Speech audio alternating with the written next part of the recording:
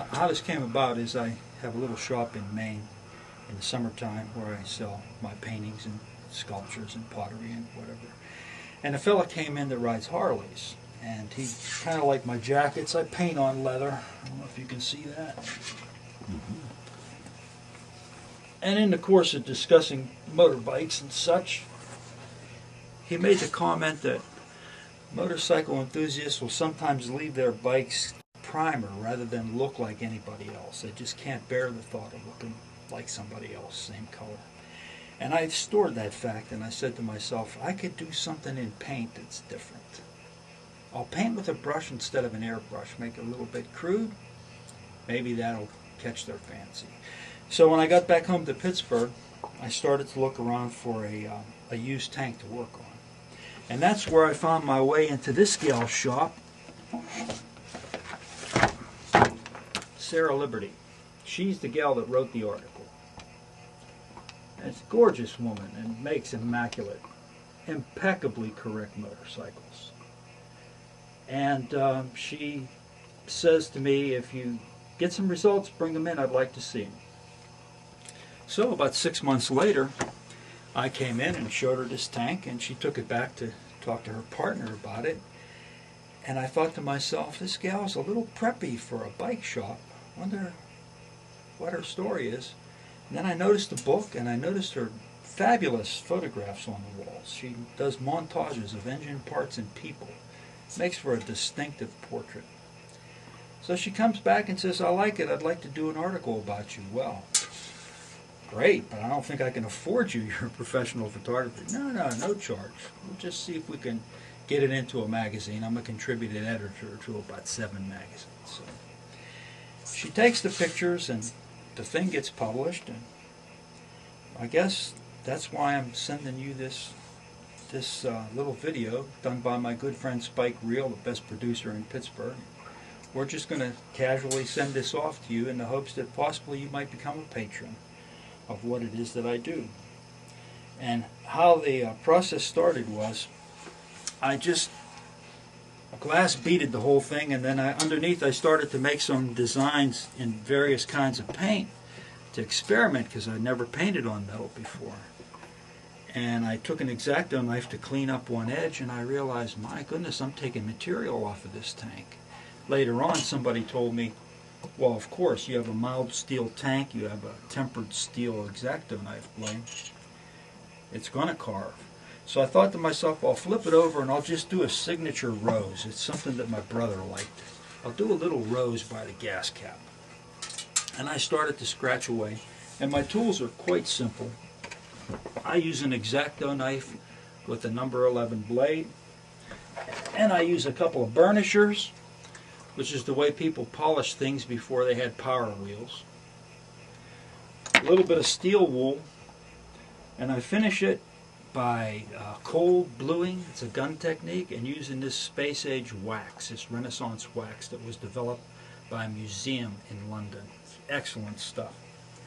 So anyway, obsession compulsion took over, and I decided to make another rose. And first thing you know, I had roses all over the front, and I realized that the skulls, the shape of the tank would be conducive to a skull with the who was at the Grateful Dead, the Skulls and Roses. So before too long, I had skulls and roses all over the thing. Well, I should say it took 4 months. And my next project, if I can get to it, is this larger Harley tank. And what I want to do today is explain what I intend for this tank. In order to do that, I'm going to show you a little page of a book. This is a sword guard from a Japanese samurai sword done in bronze. It's an octopus. It's a beautiful thing. The Japanese have an essential respect for nature and for natural beauty, and they use it in their artworks and in their embellishments. So I thought to myself, instead of flames and the typical stuff, the tendrous arms of an octopus flowing back along a tank would give me a sense of motion, and as well, the small increments of design, the suckers on the octopus arms, would fit perfectly, and I'd be able to carve them in light relief. So I got a book by Jacques Cousteau on octopuses, and it's chock full of information about the octopus. For instance, the male octopus has a sexual organ at the tip of one of these tentacles. A very convenient apparatus, but I bet it makes it a little dicey when he's crawling along the surface of the ocean floor. Anyway, I'll have plenty of pictures to work by so that I can get the feeling of the octopus and the arms and the head, because the head probably go right along here, and the octopus tentacles will swirl back this way. So anyway, what I want to do, just briefly, is to show you the effect of these hand tools on the sandblasted, or glass beaded is what they would call it, surface of the steel. Let's say the head is up here and one of the tentacles comes along this way.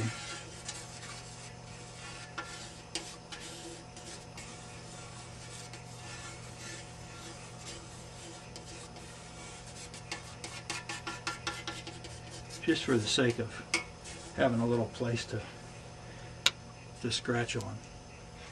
If I take this little implement here, this is a jeweler's burnisher. It's kind of a pick, but it has a polished surface to it. If I rub on there, I can take away the glass beading and get down to polished steel. My X-Acto knife blade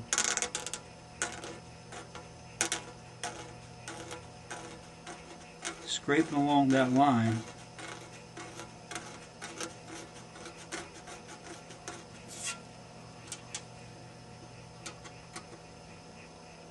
will cut in there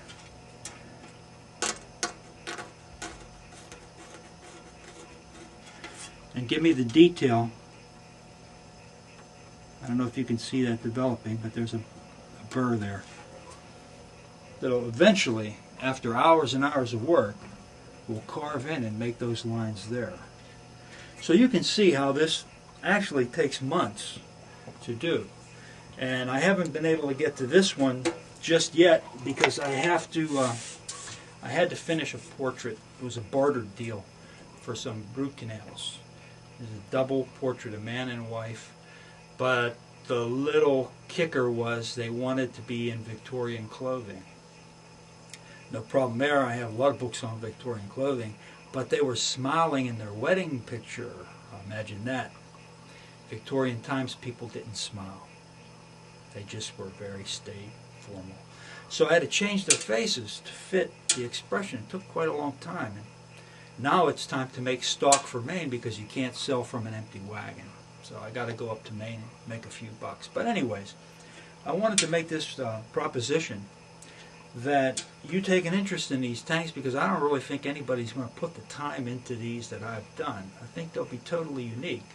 And I know you're a collector, and there is a tradition in art where the artist goes and finds a patron.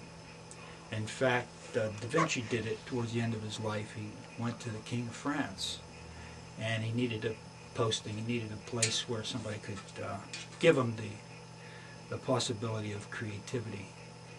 And the King of France gave him a nice dinner, and they talked about art, Da Vinci being the acknowledged master at the time in Renaissance art. Then the king did an unbelievably inappropriate thing. He asked for an audition piece.